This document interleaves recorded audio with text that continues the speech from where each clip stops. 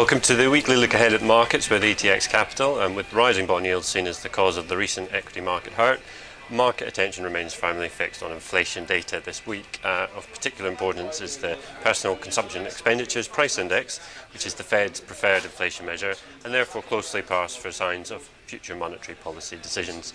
The latest CPI inflation reading delivered a surprisingly firm number, rising 0.5% against projections for a gain of 0.3%. On an annualised basis, headline CPI rose to 2.1% against expectations for 1.9%. Although we are seeing signs of rising inflation, it's not all been one way. The last PCE gauge slowed to 0.1% in December from 0.2% in November, somewhat short of expectations. Year-on-year, PCE inflation ran at 1.7%, and the core PCE measure, which strips out volatile components, rose to 0.2% from 0.1% in November, leaving the annual rate unchanged at 1.5%. So it's all to play for, and with markets increasingly expecting inflation to climb and yields rising, the chances are that volatility is here to stay. We also have the flash estimate for Eurozone CPI inflation in February.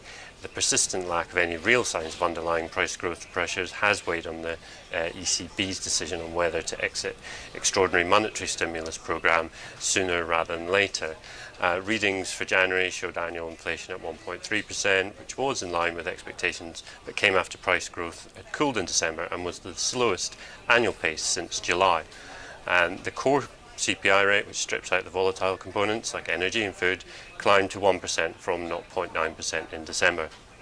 Those are the main inflation readings for the week that will be affecting the forex markets, but for a full look at the week ahead, including some important FTSE earnings results out, head to the website for the full rundown.